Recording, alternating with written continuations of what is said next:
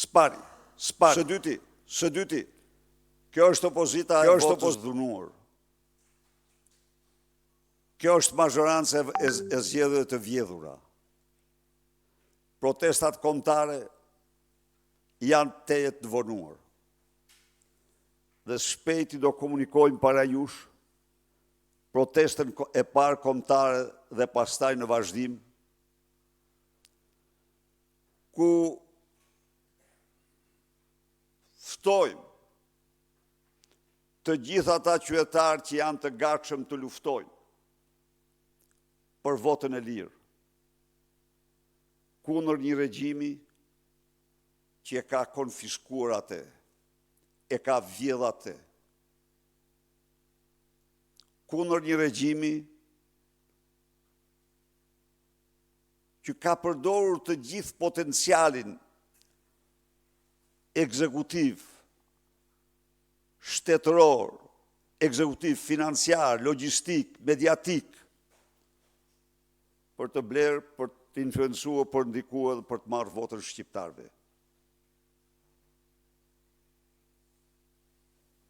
Përpjekja jonë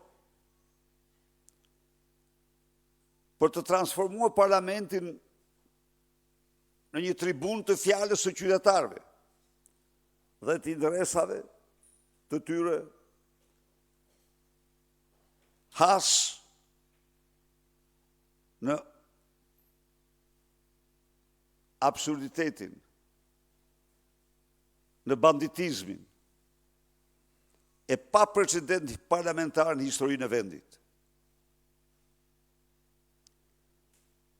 Qeveria u miratua pa debat, programi saj pa debat, buxheti dje pa debat, të gjitha pa debat. Atëherë ne do të hapim platformën parlamentare o qytetare para ndërtesës Këshillit të Ministrave. Si hapi parë, por ne ndaj këtij regjimi jemi të vendosur të qëndrojmë me të gjithë potencialin dhe forcën tonë. Ne nuk nënshtrohemi.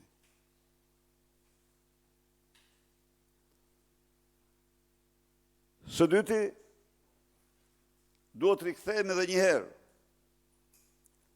ligjit që i vuri kazme në themel, shtyllës më kryesore të ekzistencës kombit shqiptar, që është familja. E them këtu e përsëris e thash dhe dje në parlament. Është familja dhe mbi gjitha familja shqiptare ajo që ka mbartur ekzistencën e këtij kombi mbi jetesën e tij në kushtet më të jashtëzakonshme. Në të njëjtën ditë kur Gjykata Supreme e Shteteve të Bashkuara të Amerikës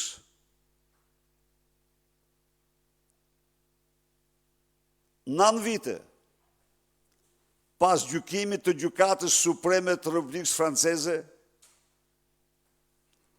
sankcionon dy gjini, mashkull femër, burr grua. Dhe përjashton njohjen e çdo gjinie tjetër.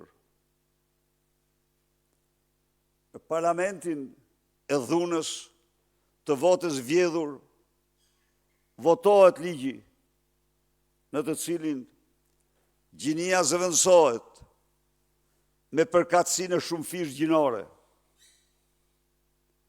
zëvendësohet me identitetin gjinor me diversitet të gjerë.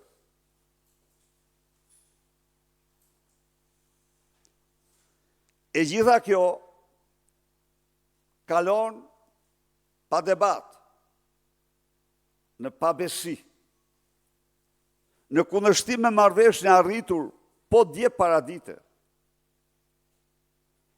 që ligji të afrohet dhe debati zhvillohet në mënyrë jo pasorës një të natës, por në një kohë kur qytetarët mund të ndiqnin.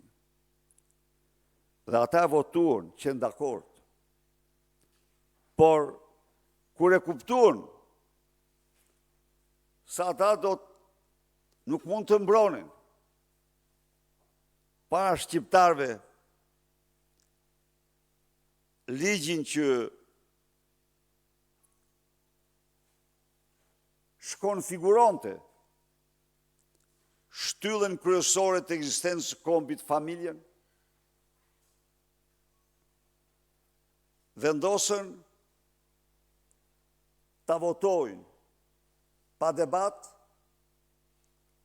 morën pushim gjersa i mlodhen të 4 anë deputetët që nuk i kishin dhe realizuan votimin siç e pat më radh. Në këto rrethana,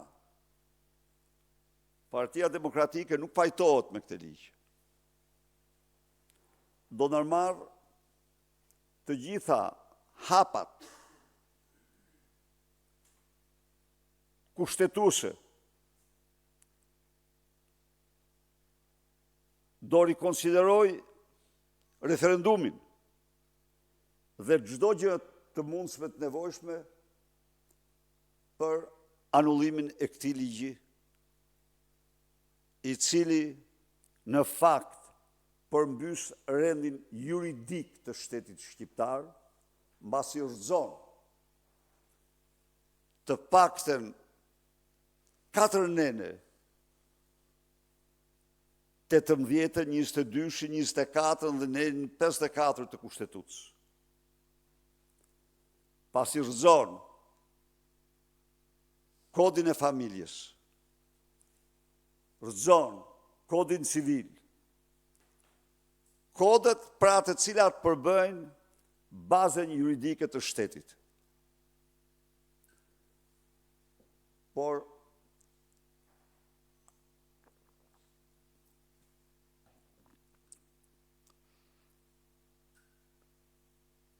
kjo sigurisht, kjo përpjekje, do të bëhet në bashkëpunim të ngushtë me çdo shqiptar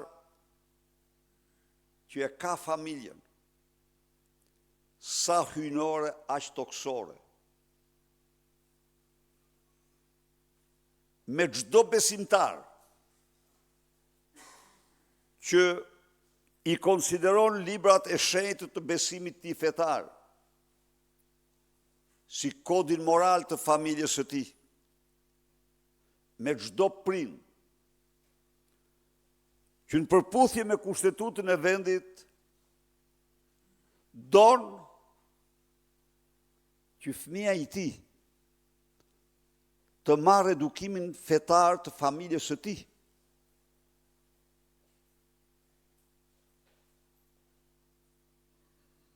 Në përputhje me gjinin me të cilën ka lindur. Pra, të gjitha këto kërkojnë një përgjigje të fuqishme nga qytetarët dhe ne nisim këtë betejë me bindjen më të thellë se pavarësisht nga mbështetja e këtij narkoshteti,